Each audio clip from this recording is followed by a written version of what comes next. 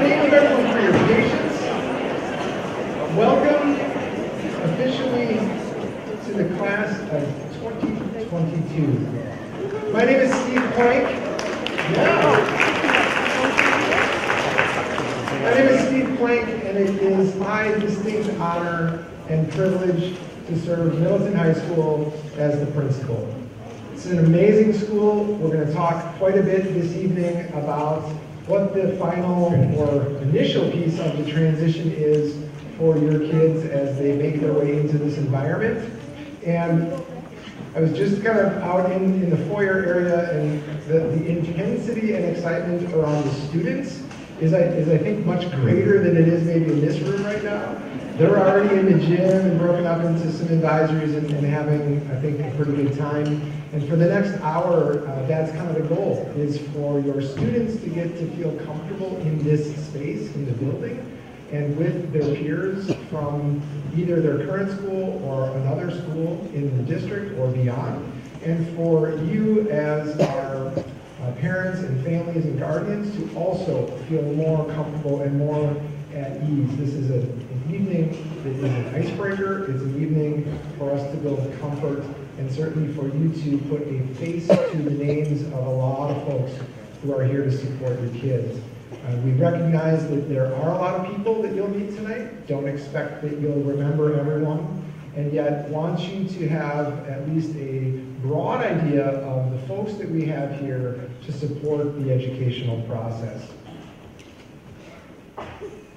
In doing that, I already mentioned that my name is Steve Plank. I'd like for you to take just a quick moment and notice there are 3 associate principals here who make Middleton High School tick. Both Jeff Keenis and Lisa Jondo work in the arena of teaching and learning. Sometimes I say that means they work with the adults in the building. And Omar Rodriguez, who works in student services and really leads a team of people that work directly with our students. In addition to that, I know I'm seeing some faces over here. Both of our deans of students, that's Matt Enkland and Cody Lundquist, are here tonight.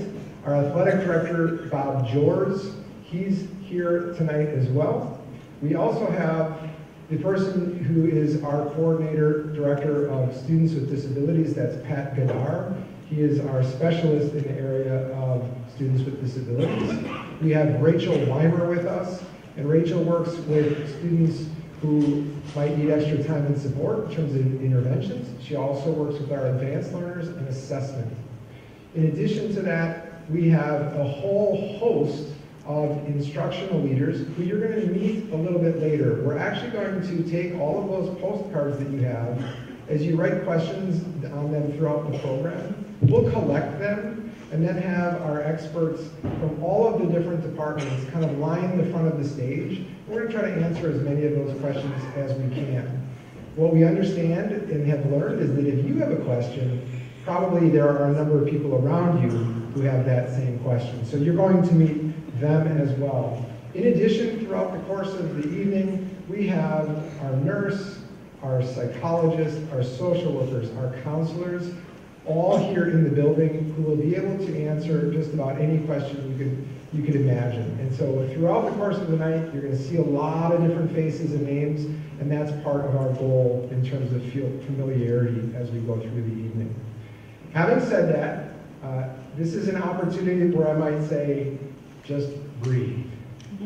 I tell people, I said, this is like the hardest night of the year because parents feel this weight and this stress and pressure. I'm just curious, I always love to ask this question. How many of you, this is the first time back into high school since your own high school experience? This is your first high schooler coming through the system. Just raise them up, be proud. Yeah, that's most of you. That's about 80% of you. And so that anxiety and that nervousness that you're feeling because this is new and different and schooling has changed a lot, that's real. We get that, and we are here to help. So you're not in this thing alone. When we think about what really brings you here right now this time of year is course selection. We get that. That's an important part of what's happening right now. That's very timely and real. And yet, we also don't want that to be the only thing that we're talking about and to feel overwhelming. We want to have this process be one that is thoughtful, one that's collaborative, and we need for you to know that it's one that for us, we base many, many decisions on this process. So we staff, our teaching faculty is created off of the courses that your kids ask for. Our budgets are created off of these courses. And so it's really an important process relative to just making sure that you take the time to look through that course offering book and really be thinking about what are those courses that make sense. It's not as overwhelming as you might think at the freshman level. It gets a little bit more tricky as you go along. And you'll hear a little bit about that throughout this hour that we'll spend together here in the PDC. But we also recognize that as you are here tonight, and that when you leave us with your child, that's a pretty big deal. We recognize that is your most precious thing in the whole world, and that you entrust us with that, and we take that responsibility very, very seriously. And so you'll hear that, hopefully, as a theme as well throughout the course of the night. I wouldn't be able to walk away from this microphone and not at least take a moment to tell you how incredibly fortunate we all are to be in this room, to be in this space, to talk about the privilege and the good fortune that we have in Middleton-Cross Plains, our community support of schools, the business partners that we have here with our schools, and all of you as people who entrust us with your children. We have an amazing thing going on here in Middleton, and it's something we can all be very proud of. I have on this slide, whether you choose to kind of take and read this or not, a little bit about each of the main focus areas of our school, our academics, our athletics, and our artistic endeavors. These three areas are places where on the local level, on the regional level, the state level, and oftentimes on the national level, we have just tremendous, tremendous success. Things that we can celebrate, things that we can be very, very proud of. In fact, just recently, so recent that I didn't get the chance to add this to the slide, we found out that 4 of our business ed teachers are receiving the Governor's Financial Literacy Award. Those things don't happen just because. They happen because we have the most amazing staff ever.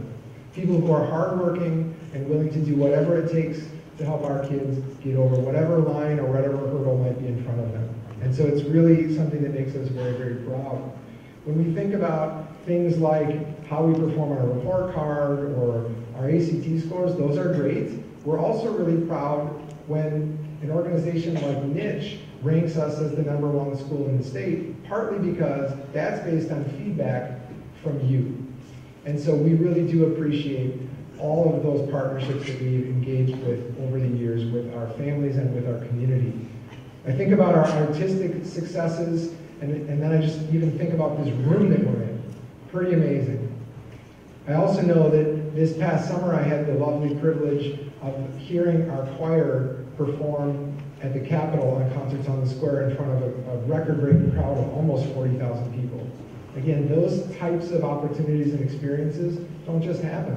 Just last night on this very stage, we had nearly, I'm stretching maybe a little bit, like 25, maybe 30 students who performed very, very significant concerto-based literature as part of a competition here at the school. It's just unheard of to see those kinds of things happening at the high school level. In our athletic realm, you can see certainly we're very proud of the academic performance of our athletes. We are privileged to win state championships and titles. We've already had a couple this school year alone. And yet, perhaps even most important, is we receive pretty regular and ongoing awards for the behavior of the students at Middleton High School. In fact, the WIAA just began a new award this past year called the Award of Excellence. Middleton High School was one of 15 schools in the state to receive that inaugural award. Again, just things that we can be incredibly, incredibly proud of. We know that we have a very comprehensive experience here for kids, and on the one hand, very, very exciting. On the other hand, it can be a little bit overwhelming. And so again, that's part of sort of our formula here in terms of how we work with students. Also, this idea of just getting through the experience as we get started, we like to say we want to keep it very, very simple. Be ready, be responsible, be respectful. If students are these things, they're able to be where they need to be on time, have things ready to go, be organized, be responsible for that, and be kind to one another, that's going to go a long way. And that's really what we're looking for. And again, we can keep that relatively simple. So we don't want you to necessarily fret all of the details. When you have questions, there's lots of us that you can reach out to and ask those questions of. I also know that there are some pretty basic things that are on the minds of folks. When we start at high school, we tend to say, this is a time now, it's for all of our kids. That different from the K-8 experience, we're now keeping track of credits. We're counting credits, we're paying attention to how those credits get posted onto a transcript, and that will matter. So everything is reported from this point forward. We here at Middleton High School have a block schedule. For most parents, that's not the experience that you had in school, where the classes are, I'd like to say an hour and a half, that's actually 87 minutes, but every class is roughly an hour and a half long. We run 4 classes on A days, and then 3 classes and a thing called All School Resource on B days. You'll hear more about that as well. So we have an 8 B-day rotation with a total of 7 academic courses. Students have 30 minutes for lunch, and then they also are part of an advisory, which you'll also hear about as well. Before we dig in, and I welcome our next speaker up here, I also just want to share that as we go through these programs and I listen to parents talk, I try to also ask, tell us what it is that you're thinking, what's on your minds, and what tips might you have for other parents when they come in. And again, I'm not necessarily going to take the time to review every single idea that is on here, but the last one that's on the bottom right, that one is worth just a moment of our attention. And it says, assume positive intentions. In some ways, that's the most critical. As we get going, there will be bumps in the road. We recognize that. And what we simply ask is that we assume that everybody's here for the same end goal, and that is to have the best possible experience that we can for your child. And in thinking about this just a little bit, I wanted to take a moment to share with you that I'm starting to feel old. I'm looking at the balding spot. I've been gray for years and years and years. And I remember Y2K like it was yesterday. And all the kids that we're welcoming right now, they weren't around at that point in time. And they've been born, probably in the early 2000s. And, we've done a lot of research about different generations. There are lots of folks who say that this is the generation post-millennial. This is Generation Z. Now, there's some debate about if that's what they really are or not. But in fact, these are kids who were born post 9/11. They have no generational memory at all of a time that the United States wasn't sort of at war, or a time that the U.S. wasn't worried about terrorist attack. And so, now I don't want to be a downer about that, but that's kind of the world that they have experienced thus far in their life. They watched all of us experience and live through the Great Recession that was kind of around the 2008 window, and you think about maybe the trauma or the experience the kids had during that time. And as a result of that, many in this generation, maybe somewhere between 75 and 80%, don't really have a lot of faith in, and I'll air quote this, kind of the American dream. And when I think about that, I wonder how that affects this next part of their journey, how it affects high school. And it's not all worrisome. This generation is also producing some young folks who are more loyal, more compassionate, more thoughtful, open-minded, responsible, and determined than we've seen in decades. So what might that mean as they come into the high school setting? And a couple of generational experts have said the following 2 things about schools. One, our kids today are better at multitasking. And I quote, through Gen Z, our students can be less focused, than their millennial counterparts. They might be less focused than their millennial counterparts. In school, they will create a document on their computer, do research on their phone or tablet while taking notes on a notepad, then finish in front of the TV with a laptop while FaceTiming a friend. You get the picture. You live with them, so you get it. So this is kind of what's happening in schools. All the world's knowledge is in our fingertips. That's changing what that relationship looks like in the classroom.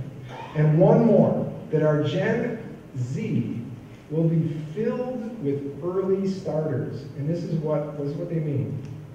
Many employers are predicting that more teens between the ages of 16 and 18 will go straight into the workforce, opting out of the traditional route of higher education and instead finishing school online, if at all.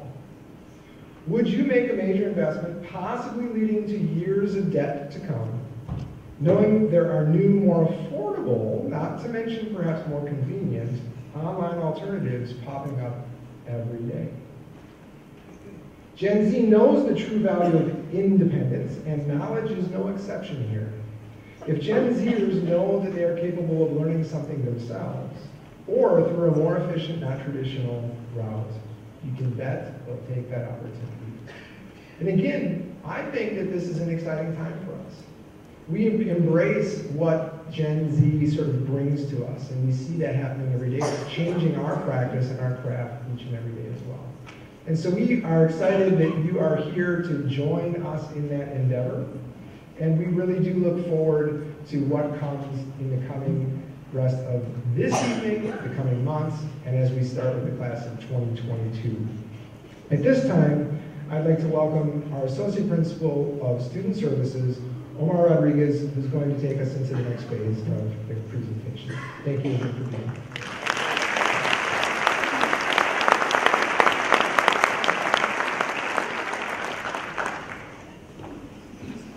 Thank you, Dr. Plank.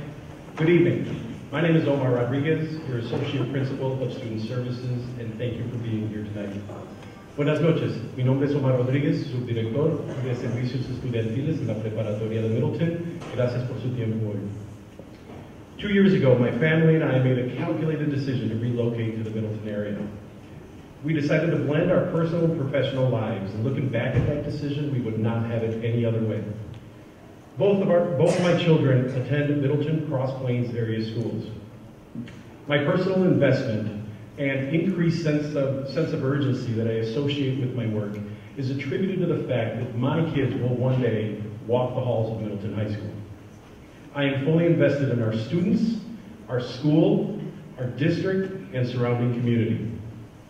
We as a student services staff strive to address every student interaction as though the person sitting across from us was one of our children. It is essential that we get it right for every student that walks through our doors. This slide is a visual representation of our house structure, both the red maple and white spruce team. The small learning community component that's associated with student services, for me, was a huge selling point during the application process. It facilitates the navigation of a large and comprehensive school for students, parents, and guardians alike. Contact information for everybody that's listed on the slide, and please don't strain your eyes. As Dr. Plank mentioned, this PowerPoint will be uploaded to the district website. So contact information can be found on our school website for everyone that's listed here. Next is a short but very important list of student supports that are afforded to our incoming students. Beginning with our freshman advisory and link group programs. These programs serve as the foundation to our transitional supports. Students engage in community building and other learning opportunities through activities that are student-driven and facilitated by our junior and senior link crew leaders. The advisor serves as an additional support that complements the student services team that already wraps around your child. This contact person, or another set of eyes, so to speak, can help navigate any attendance and academic issues that may arise. In October, our student services support teams comprised of deans, counselors, social workers, and school psychologists visit every single advisory. It serves as an introduction while also informing students of supports that are available to them throughout their 4-year tenure here at Middleton High School. It also provides students an opportunity to ask candid yet anonymous questions directly to our staff. This is an informal, an insightful, and informative practice that allows more genuine interactions between students and staff. Counselors meet with each freshman and their respective parents and guardians in early November through mid-December to help review and or create a 4-year plan. Students must earn 23.75 of the right credits in order to meet graduation requirements. And the details of those credits are contained in the course offering book that your child received earlier last week, or later last week, as we visited middle schools. But the course offering book is also uploaded on the district or the school website for your convenience as well. MHS recognizes that there are many choices and opportunities for your child to navigate. We want to help them explore those options and find success in whatever their niche is here at Middleton High School. Encourage your students to explore their interests and not just select courses because their friends are choosing to take it or because of a parent selection. Sorry folks, we've had our run at this, and it's now time for your student to explore their options. Encourage rigor. However, it's important to point out that it's not all about GPA and test scores. Schools are looking for well-rounded students nowadays. Encourage your students to get involved in clubs, organizations, and most importantly, volunteer and give back to your communities, as that is what schools are looking for. Ask them to please strive to find balance in academics, clubs, athletics, work, or any other responsibilities outside of school. We implore you to please, please, please ask your students to use social media responsibly, as that is something that we navigate each and every day, and I assure you will come back into play come college application time. Our weekly house meetings serve as problem-solving meetings to discuss academic or any other relevant circumstances that impact academic achievement. We discuss possible needs for more targeted supports or interventions in the areas of academics, behaviors, or social-emotional concerns. We are working at both the district and building level, along with partnering with community agencies to increase the menu of interventions and supports that we can offer to meet student needs. Our social workers and school psychologists are also available to provide additional assistance in the areas of financial need and mental health. However, it's important to point out that these tend to be more intensive and targeted supports provided for students. Finally, our integrated student services model provides a collaborative approach, one that allows us to get to know each and every one of your students completely, the whole student, serving the whole student throughout their academic career. And in closing, our goal is to support students in their high school journey by providing equitable access for opportunities to learn and grow. So again, thank you very much for your time, and now I'm going to turn it over to Ms. John.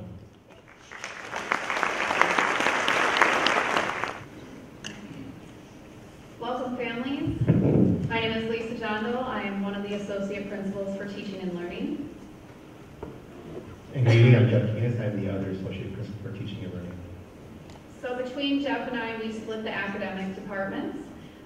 We'll get into that a little bit later. Right now, we're going to talk a little bit about the registration timeline and some scheduling details for next year, so you know what to expect.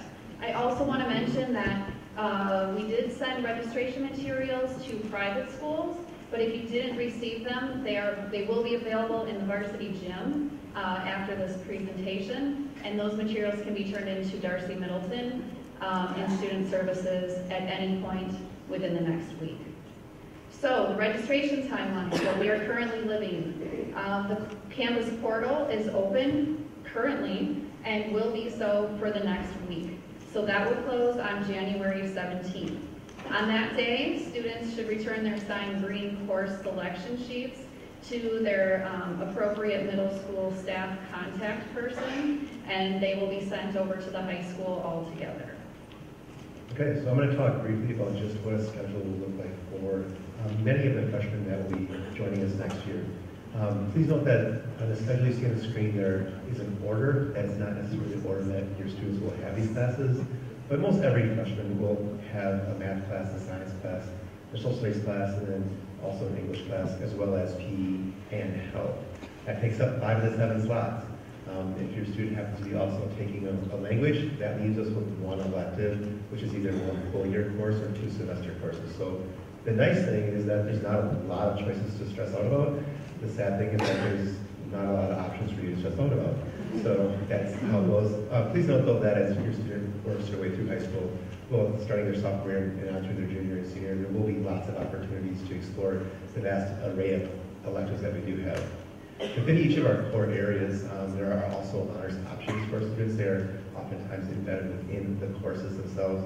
There is, in one specific case this year, our English program, we have both a separate honors class and an earned option within the regular English class.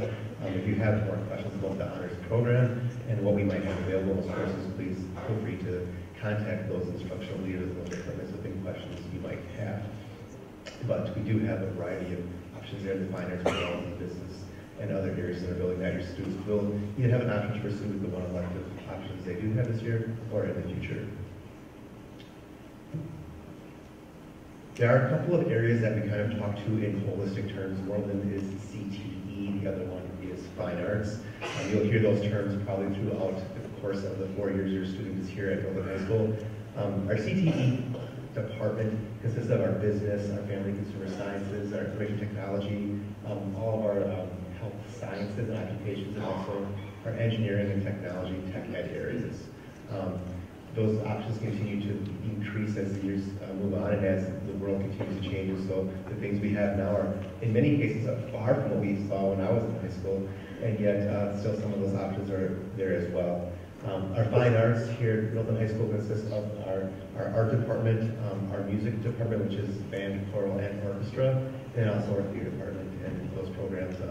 If you haven't already experienced it in some way, shape, or form, the people that are here for those departments do an outstanding job here in this very venue, bringing the arts alive within our school and our community.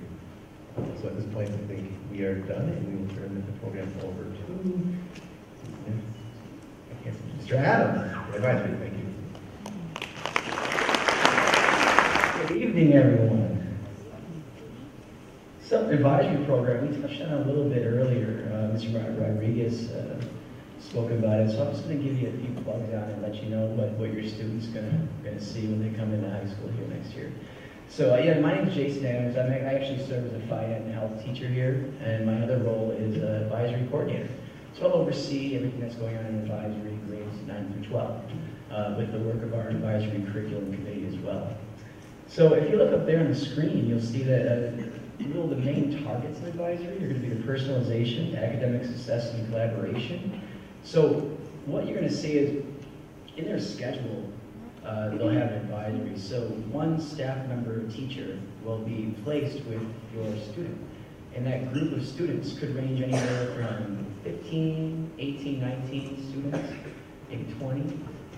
They'll stay together for 4 years. And the hope is, and what's happening is that teacher will stay with that group of students as well. So they'll be seeing them every day, minus an exam schedule or something like that for 4 years straight, every single day throughout the year. So that's going to be, for freshmen, it's right after lunch, so it's 12:07 to 12:37. And we have A and B day activities. One of those days are designated as a study hall, and the other day we actually have a curriculum in place that we go through, and they'll learn about quite a few things. And it really, the advisors themselves, they really kind of take their own look upon it as well. So they become a really great adult to have in the building. And so, not quite yet, sorry. So we'll get to service learning in a bit. And with the actual freshman year advisory, we'll have 2-3 link crew leaders that will be placed with that group.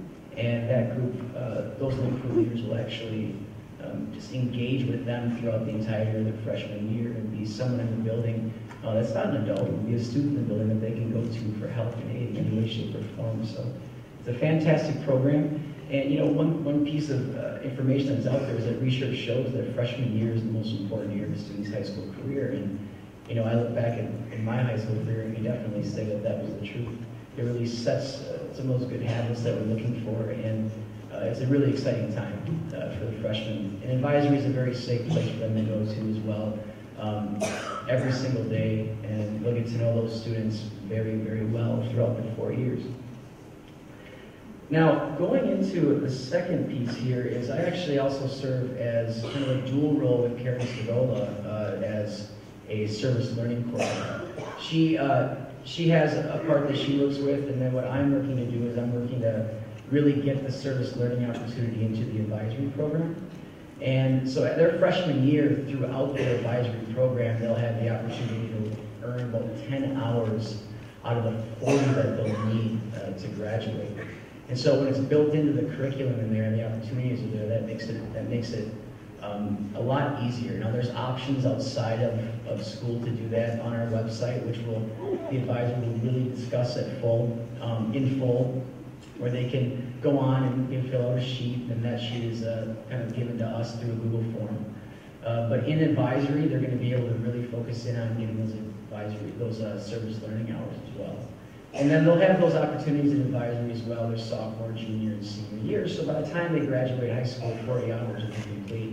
And then there's also a number of opportunities in the classes that we have here that are already on their schedule that have service learning hours built into those as well. And those hours are noted in the information with the classes. So, for instance, I have a few people in my sophomore advisory. I had them last year, and I have them again this year.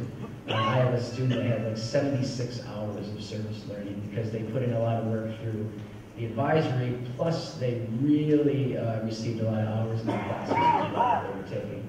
So we really want to put them on that path to having successful service learning as well. So that's all I have today. I appreciate you all coming out, and have a great evening, okay? Thank you.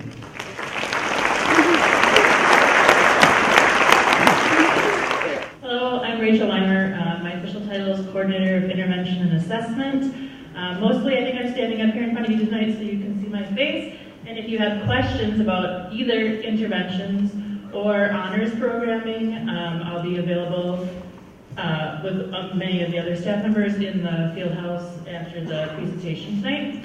I do have a couple slides I want to talk through. The first one is literacy and numeracy workshop classes, and some of you may have received information about these. These are intervention classes for students. They focus on math or reading skills. If your students recommended for them by their teachers and the various other things that we look at, you would have probably received a letter from me, as well as it would be written in on your student's form. So if you have any questions about how those run, you can take both classes within one block, and you can certainly ask me about those after the presentation tonight. One of the other parts of my job is working with advanced learners, and mostly helping to coordinate some of the programming and communicate some of the programming about the different things that we offer at the high school.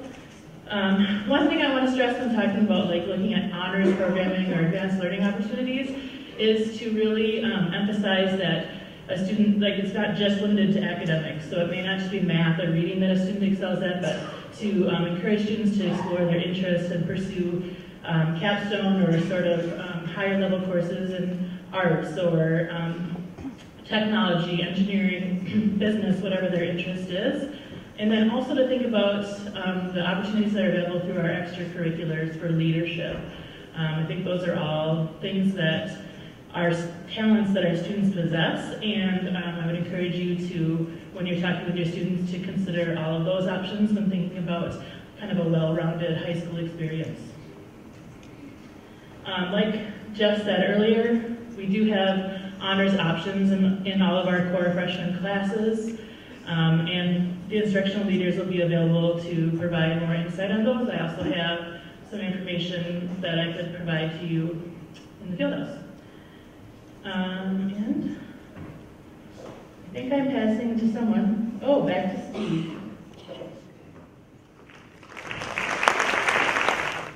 All right, we're going to take a moment and kind of shift gears a little bit. So if you already have that question that's kind of in your mind, you already wrote a question down, in the next couple of minutes, just going to ask that those questions or cards come to the main aisles here, and then in the balconies to the inner aisle, and we'll come along and start to collect those no cards.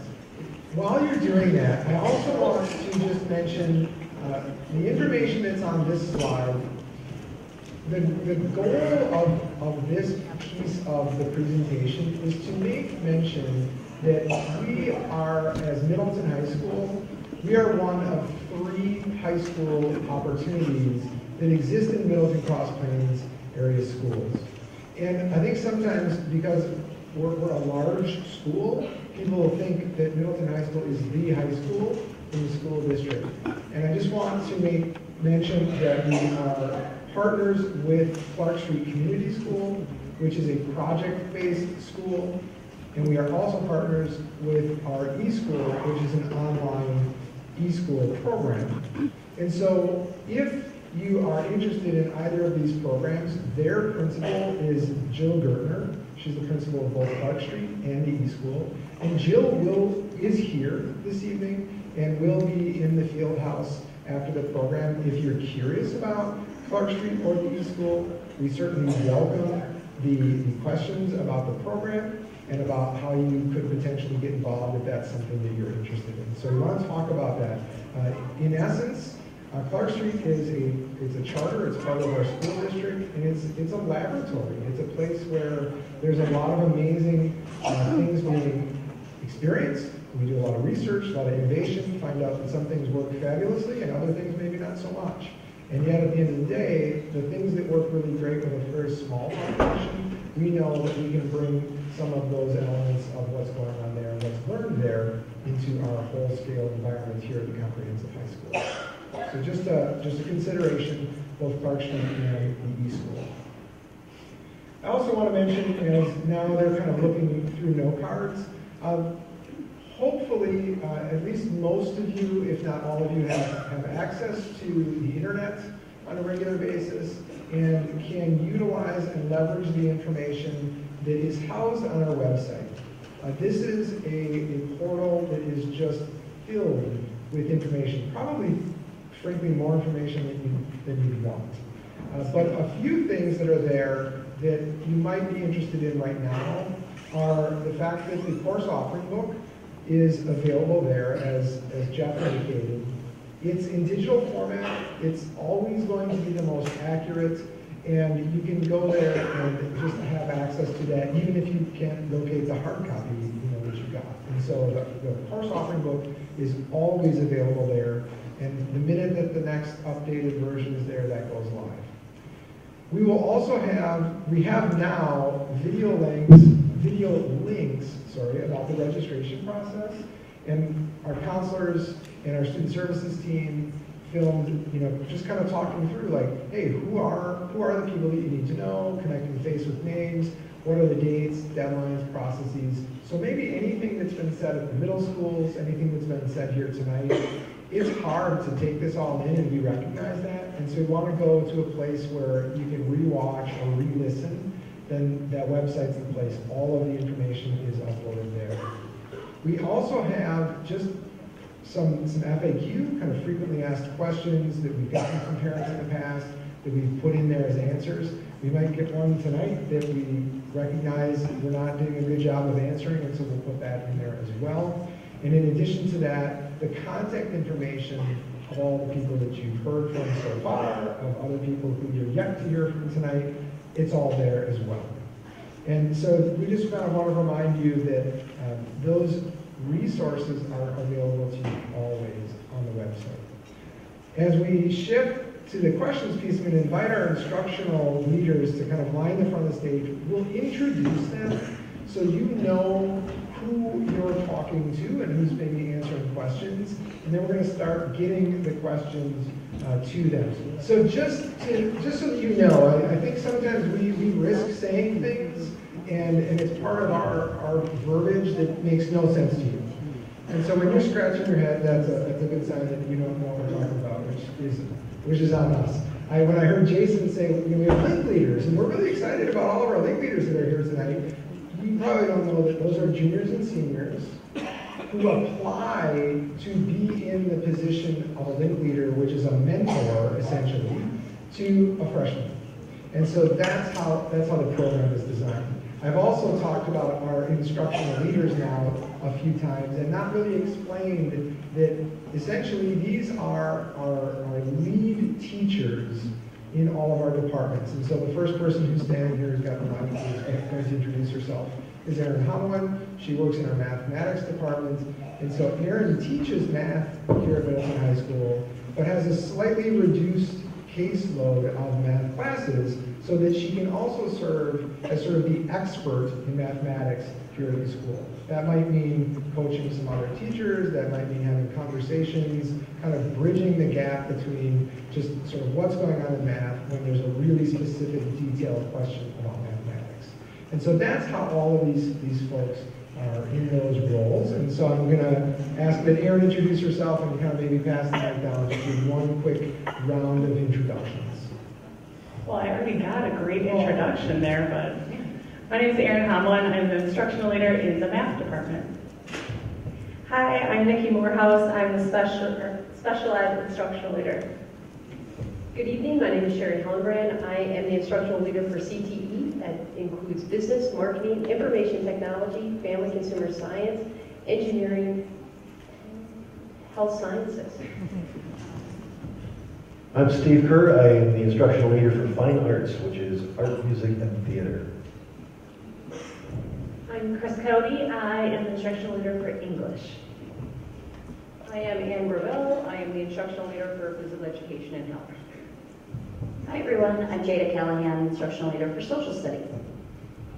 Hi, I'm Catherine, and I'm the instructional leader for science. Bob George, and I'm the athletic director. Hello, I'm Jason Adams. I'm physical education health service learning coordinator / advisory coordinator. Hi, my name is Kristen Wilson. I'm one of the social workers in student services and the instructional leader for student services. And this is my colleague. I'm Mike Cush, one of the counselors in the Red Maple House. So I'll start, and Mike is a counselor in the Red Maple House, and I'm in the Red Maple House. And we'll answer these questions together, and it's really how we work, too. We do work in a collaborative environment. There's several questions about alcohol and drugs. One parent is talking about concern that their child had been exposed to drugs by a high school student. Someone else wants to know, what are we doing to prevent alcohol and drugs use and abuse? I think that that could be a whole evening program. I want to let you know that we're very well aware of it. We're educated about it. We recognize the warning signs. Our teachers do a good job of alerting us to concerns that they see in the classroom. We also know that student engagement is one of the best protective factors for helping them stay away from alcohol and drug use. Our health teachers also talk about it very directly. They talk about protective factors, and our school resource officer goes into health classes each semester to support students around their concerns. If you have a concern, or as a parent or a guardian, or if a student has a concern, when we go into advisory classrooms, we make sure to mention this. They can talk to somebody in student services without consequence. And what that means is that you can get your questions answered, you can express your concerns, we can talk about resources, and it doesn't have to become part of a legal process or disciplinary process. It's a way to have that child and the family get their needs met, and we can talk about it in an open way. So I encourage any of you, particularly one of the people who wrote the card, to please don't hesitate to contact us so that we can start working on it right away. Should I just go through all my cards, or do you? Okay. All right, I'm just gonna hold the microphone for a while. this is another one about mental health. How do you engage a student who has social anxiety and is introverted in the classroom, group projects, and are there multiple ways of addressing that? There's also the concern about the waiting list for mental health services in our community. Ironically, in Dane County, we're actually really resource rich, which I know sometimes is very hard to hear for some of us. Our teachers do an amazing job when they become aware of a situation to be able to make accommodations based on what that student may need, and it could be a variety of different things. So when we know about it, then we're able to address it. And so when the counselors find out about it, when the student advocates or parent advocates, then we're able to put something in place that will help that student meet their academic needs. And Math. I had a question about Honors Algebra 1. We do not actually offer Honors Algebra 1 at the high school. Next year, we really have found as a department that when we're sorting kids and trying to fit them into these spaces, we really aren't serving any of them to the best of our ability. It's at the end of Algebra 1, if that's what they're taking their freshman year, they're really excelling in math and more importantly, really interested in math. They can have a conversation with their teacher about high gap, which is a 2-year sequence of 3 math courses. So it's geometry, algebra 2, and pre-calculus over 2 years. It's highly rigorous, very fast-paced. However, if you have a student that's really interested, that would be one route to kind of challenge them mathematically, but most importantly, make sure that they're communicating with their math teacher to figure out what is the best fit for them. All right, so I had a couple questions about students having a hard time focusing for 87 minutes. I think yes, some of us have a hard time focusing for 87 minutes. I think especially at our freshman level and then all the way through, our teachers really try to incorporate lots of movement in the classroom, allowing some time for break, or moving into different stations, etc., just to have that movement within the class so that they're not sitting and getting for 87 minutes. My question is, what is ASR? Anyone know what that stands for? All School Resource, that's correct. It's a time on B days, end of the day, where the students have the opportunity to sign up for a location where they can go to get help. There's ASR 1, which is the first half, ASR 2, which is the second half. My advice to you as parents, talk to your kids. Hey, where are you going for ASR today? There's a lot of kids that use that time extremely wisely. There are also a lot of students that use that time for social reasons, and they find out where their friends are going. It becomes a very fun time for them. And then when they have to navigate, I have to catch up on a test, or I need to talk to a teacher, they don't know exactly what to do. So encourage them from day 1 to go to math, because they're always full. And foreign language is always a great support system for students where it's nice to go.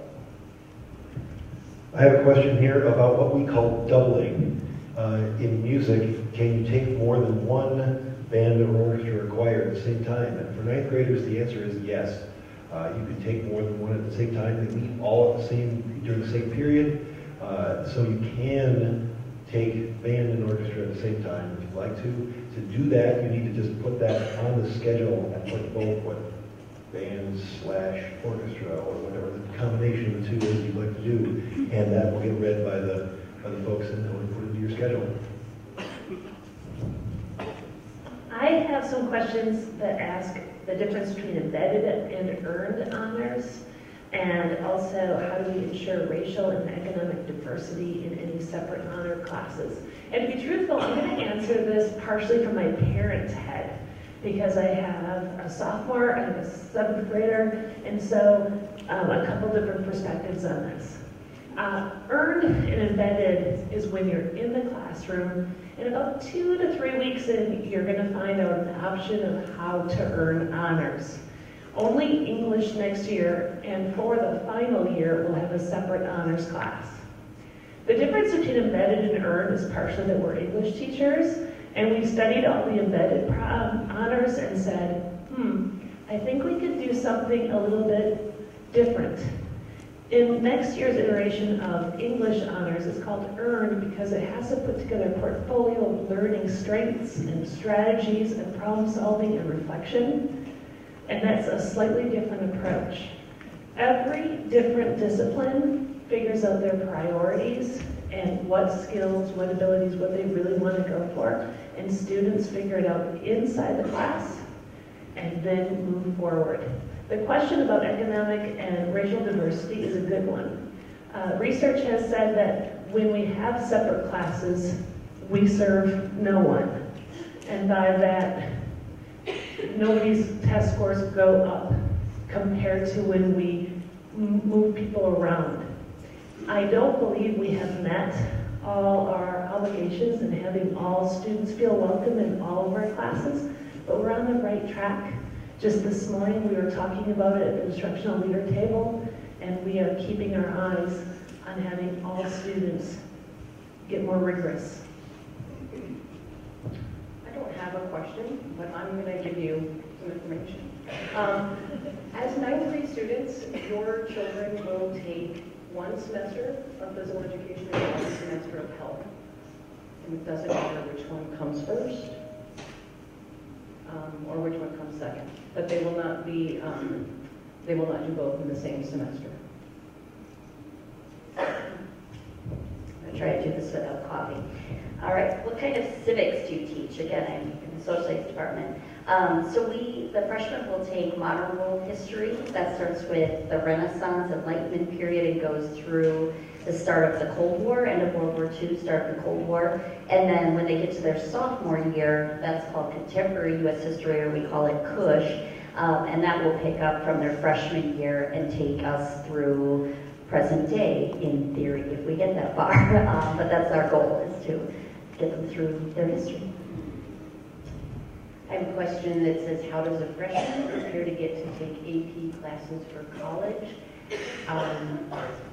Attendance, being present in class, asking good questions, seeking out help when they need it, being curious, just continually challenging them in every way. I don't know that there's a formula to get to AP classes, just really the curiosity, the questioning, the attendance, all of those things play in really, really well. I also have a really short question. Do we offer science Olympiad? And yes, we do. Where can you get information on clubs and extracurricular activities? All of our sports and all of the clubs, the student organizations are all on the website. You just go to the website, go to Student Organizations tab. We have over 60 of them right now.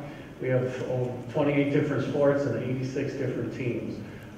So you can get all the information on when they start.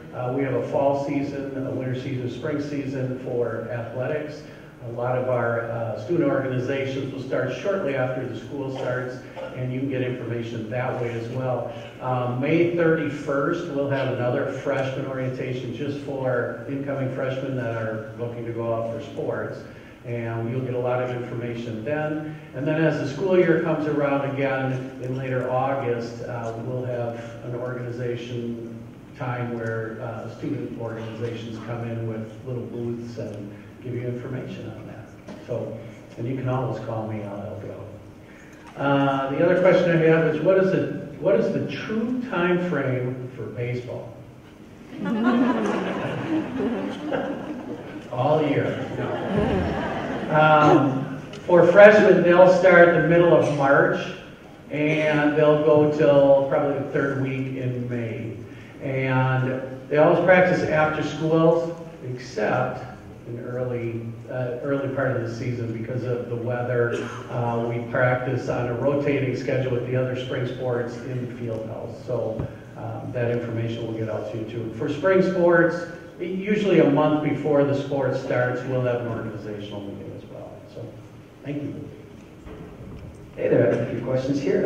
Is it 40 hours of community service per year or semester? It's 40 hours all 4 years, right? So between your freshman year and then your senior year, by the time you graduate, you want to have accumulated 40 hours throughout that point. So it's not per year, per semester. That would be ridiculous.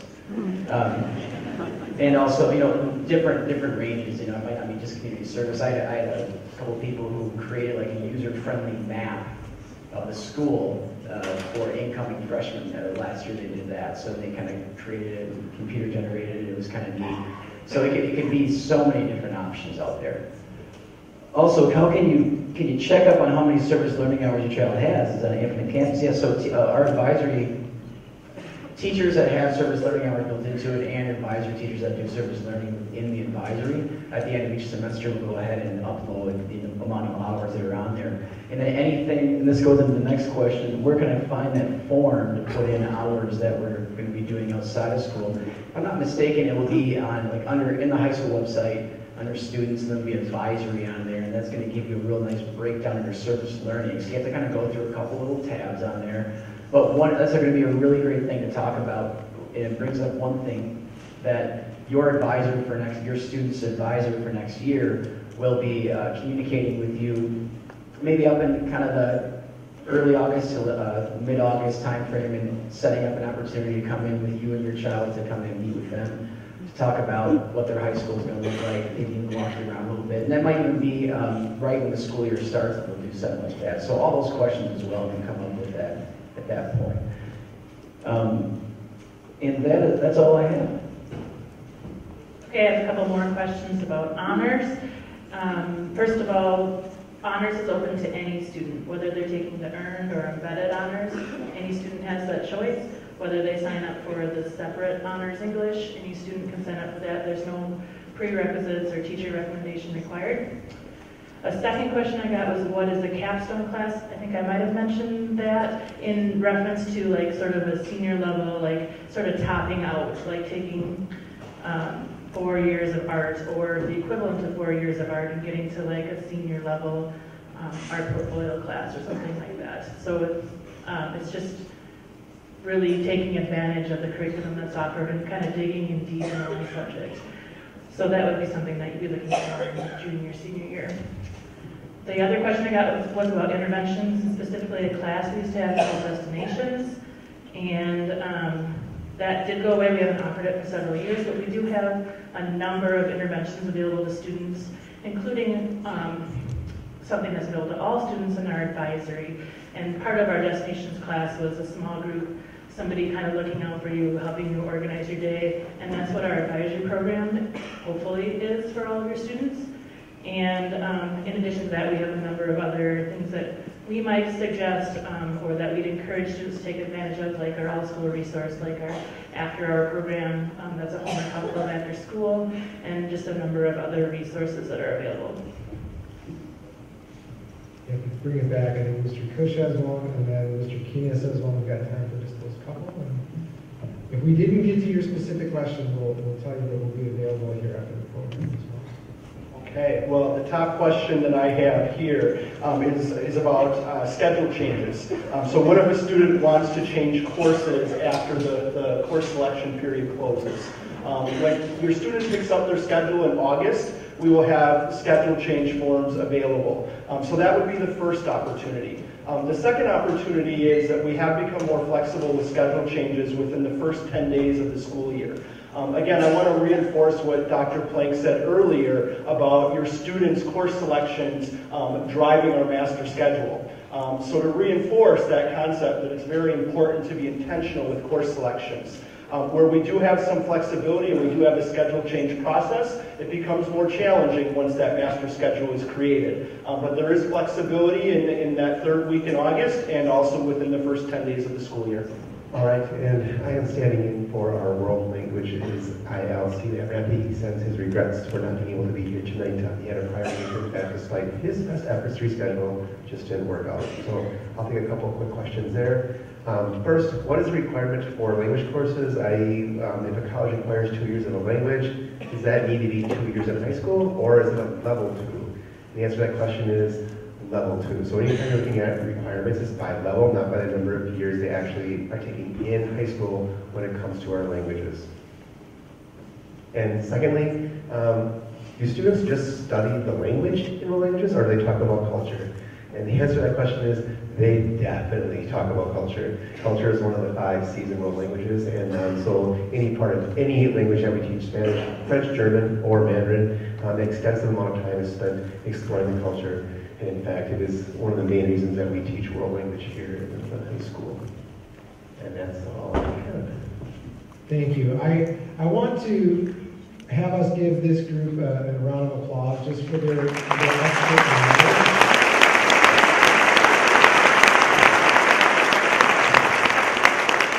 I would hope that in their answers that you can hear at least two things. One, their immense care for the students that we work with and serve each and every day, as well as their incredible amount of knowledge in the area that they're a specialist. So I want to thank them. I also want to recognize that I know we didn't get to all of the questions. Thank you for writing a lot of questions. You set a new record. And yet we will all be available in the field house when this program ends in about 90 seconds as well. So they're going to head out now to get kind of positioned for that. I do want to just in summary and in closing, really extend our appreciation to you for being here. This is the first really critical step in our partnership to make sure that the schooling that you seek for your child is in fact what we are able to provide. So thank you for being here. We hope that this was a good introduction. It's probably not going to answer every single question you have in an hour presentation of what is a massive, large comprehensive high school. It's a small community actually.